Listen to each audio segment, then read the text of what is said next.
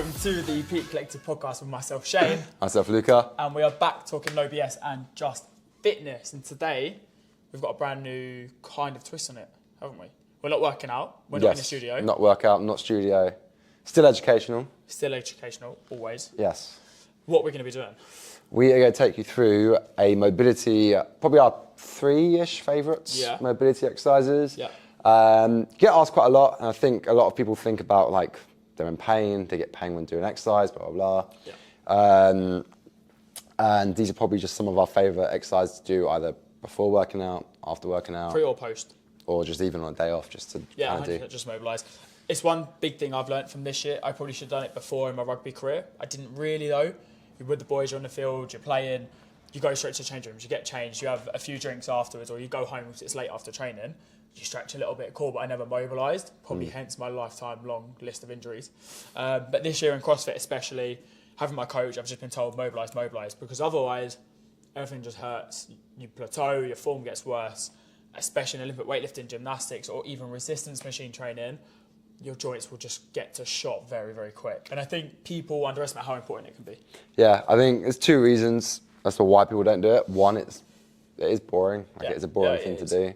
And I think 2, a lot of people have a timed limit of when they want to work out. Yeah. So they've got an hour after work. They prioritise the workout rather than mobility. They don't want to mobilise for 10, 15 minutes. No. It's quite a workout gone. And this is where I would say, probably similar to you, if you are that person, just on a Sunday morning or a Saturday morning or something, when you're off, basically, don't think that you have to do it before or after a session. It can be on a day off, and all you realistically need is a band. That's all we're going to need. Resistance band and body weight, right? And body weight.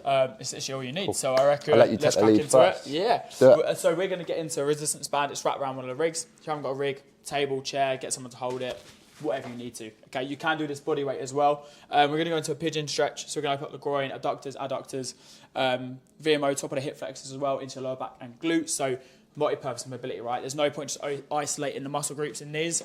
If we're only going to show you 3 or 4, we might as well make them as beneficial as possible. So we're going to wrap round resistance band, top of our quad, inside tucked up, over the VMO. 1 foot in front. Make sure this front foot is 90 degree. Okay, loads of people start bringing it down. You just lose all the strength through your glutes. So bring it up. Bring the hip down as well. Both hands either side and sit back. Your aim is to get this hip as low as you can towards the floor. Now, if you did just watch our last episode of the Rocks leg workout, we've just finished it. So hence why I'm not very mobile at this right now. I would just hold this for a minute on each side as part of my routine. Would you do like sets of this, or would you just do like one? If I'm warming up, I do sets. So 2-3 rounds. If it's post, just a minute, 90 seconds hold. Just keep it still, okay? Cool. As you saw me there as well, you can bring your elbows down, head to floor, lower the stretch, and then bring yourself back up. It's like a self P&F stretch. My hamstrings are cooked from that workout. Yeah, I'm feeling it. And then once you've done that, I'm going to change sides as well. Nice. And again, like, realistically, 1 minute a leg, even if you just do one set. Yeah, 60 seconds. You know? Yeah, if it's post-workout, say you you've do a got set anyway. 5-10 minutes to do some mobility. Realistically, guys, it's not that long. Not long Not that long. And I'm sure we're all guilty of it. Like, we don't do enough. All the time. But... So literally just letting the resistance band take my groins away.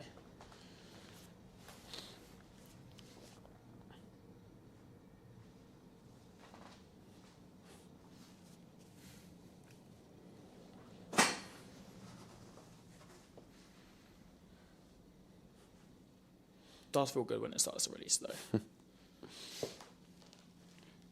I'd also say, like, don't forget with like strength training, you are still doing a form of mobility training as well. And I'm going to go through like one next that is so damn simple that you can just literally do just anywhere. Yeah. Which is just holding a squat. You don't need space to do this. You know? And like we're doing, do it with someone.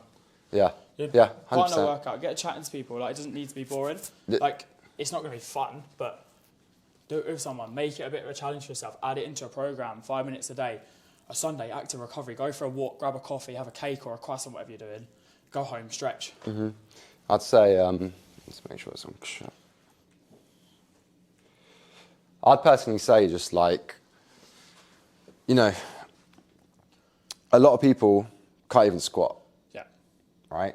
that's the truth. How many clients have you had on a consultation or a mobility test and they can't even get into a bodyweight squat, right? All the time. And very often that person, if they didn't hire us, is then going to think, oh, I can squat, go straight to a back squat, potentially injure themselves, or even just their squats look like this, right?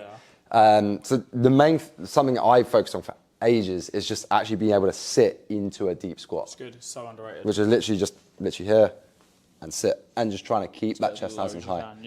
And just try and hold it. There's some people thinking that stance. Go on. Yeah. In that stance, you said keep your chest up. If you can work on staying there, even if your chest comes down, but you're working your hips through, it's body weight. Like, you're not going to get injured. Test your hips, test your back. The more flexible your spine, the younger you are. Yeah, and to be honest with you, like, I'm not going to lie, I couldn't do that that long ago. My squat literally looked like this, maybe even higher. And it was just literally by repetitions. Repetitions, holding it like that for a minute, then 2 minutes, then 3 minutes. And you said earlier about just holding a weight plate. So imagine you're just holding a weight plate and holding it in front of you. That's also going to help keep that mobility. If you find when you're trying to do this that you're going wide and squatting, you're not squatting. I'm sorry, you're not. Sumo squat, it's not even a normal weight squat. Like, look how deep I can go if I go wide. It needs to be just around over shoulder width that we're actually just sitting. You can curl your spine up a little bit if you want. You can even, if you want, push out the knees with your elbows. I always knees to elbows and just force that groin to stretch a little bit. Just allows more depth in the squat then as well. And again, like, it's my simple thing ever. Just a minute, just sit in a squat. Yeah. If you can't do that, what I'd recommend is getting like weight plates or something that's a little bit high. Elevate the heels. Yeah. Yeah. So I'm finishing each other's sentences. No, and then progress it until you can get to that depth. Full depth. And guess what? That's only going to help you with squatting, with every exercise you can think of. If your hips are mobile, bench press, arch for your hips, lower back, right? Sitting in your squat and having good hip health, that's good for knees, that's good for ankle mobility as well, your joints, so your pain through. I think, a minute a day? Yeah, 100%. You can sit in a squat for to be honest, it may sound really stupid, but I do this from the TV. I just watch TV. Yeah, that doesn't surprise me. and I'll just squat, and I'm sitting in a squat whilst I'm eating a bowl of cereal or whatever, just watching TV. Can we do an episode on that? Fair enough. The way you got to think of it, right, is if you look at monkeys, chimpanzees, all the closest relatives to us in the animal kingdom, they literally sit in a squat. Like, and if you look at babies, look at children, they just sit in a squat. My daughter literally just sits in a squat. Yeah. But as adults, as we sit down all day, we lose that ability. Yeah, because we've got chairs, we're resistant. And look at the main areas people get pain: low back, glutes, hips. It's because we lose that ability to be able to squat. Yeah. It really is. There's Luca's advice. Upper body, what are we saying? Upper body. I'm going to go into, I'm going to nick a world's greatest stretch. World's greatest stretch? World's greatest stretch. All right, show us what that is. Tabletop position, nice and easy. Wrists under your shoulders. Every time I see people do this, whether it's cat-cows, cobras, planks, whatever, people's hands are in front. If you're going extended stance, cool. Shoulders over your wrists. Okay, right foot to right hand. As a regression, back knee is on the floor, elbow to the floor as well. Okay, try not to flare your knee out too much, keep it nice and straight. Elbow to the floor, rotate up. This one is sets and reps, okay? Where you said before you can hold it. Of course you can hold it here, but you're looking for the rotation of the spine. Okay, 5 to 7 reps each side, you can do 2 to 3 rounds as well. If you want to make it a little bit harder, back knee comes up, further stretch of the hip, and then come up, and then you keep that back knee up, okay? This is one I will do pretty much every single day, I think. I think every single client, every class I teach, come to me and they're like, I can't get my elbow to the floor. And I'm like, how can't you get your elbow down? Most people can't, man. It baffles me. This is one the most mobile person. This is one, to be fair, I think I show to most of my clients. Straight away. Yeah. It's called the world's greatest stretch for a reason. Yeah, I'd agree with it. Also, Google the name. I haven't just made that up. No one ever believes me.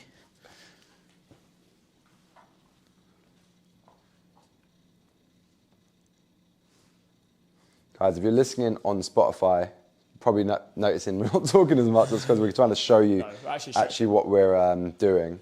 So if you wanted to actually watch what we're doing, just follow us on YouTube. Again, like we were saying on the last video, like, comment, let us know what kind of content you're liking. We're trying to give you some information whilst trying to make it some fun as well, right? Yeah. My favourite for shoulders, upper back kind of thing is the most basic stuff again. I do this before every upper body thing. So either if I'm doing back or chest or shoulders, is literally. He's gone to get an accessory. So we've got a resistance band in hand. Light resistance bands or medium, nothing too crazy, and literally just band dislocations. So most people cannot do this, I'm not gonna lie to you. No. Hands roughly around shoulder width, pull the band out, all the way around, all the way Straight down. arm. I do this to every client in every class at the start of every upper body workout. I do it myself every single time. And you may find the first time you do this, you're like, this, a lot of people are. You just progress, start wide. Snatch grip, man, go as wide as possible. Start snatch grip. Eventually, you want to get to a point where you can get really, really close in. Takes time. Again, like the squat. It's a really hard one. It was progression. Then what I tend to do from that kind of position is then go round like this, around the worlds. It helps me, again, with my shoulder mobility, things like that. My main pain areas tend to be my hips and my shoulders. So I really put a lot of concentration on that. And then, hello. And then what I also then do is bands, that's my train of thought, is my band pull apart. So again, quite difficult, start wide. What I'd go is around shoulder width, pull, pull, pull, and then band dislocations. So from there, pull. Kind of behind. Like it. So again, a progress to that as well is just getting a heavier resistance band. Start nice and light, start wider grip, progress through your stretches as well. Because as much as you want to progress in your workouts, if you're not mobile, you're just going to end up tweaking every single joint you've got. Yeah, 100%. And I think last bit for me is, again, look how quickly we just did that. Yeah. I would do it over sets and reps and stuff like that. Yeah, you could do that 3-4 times in a little circuit like we just did with our giant set. Just those alone, you're going to get pretty mobile, if I'm honest. No, really, there's your 15-minute mobility routine. Sorted. If you liked it, guys, like, comment, subscribe. Any questions you have, please put down below on YouTube or ask on the Spotify Q&A bit. Anything from you? No, all good until next time. Cool. Thank you. Over and out. Thank you.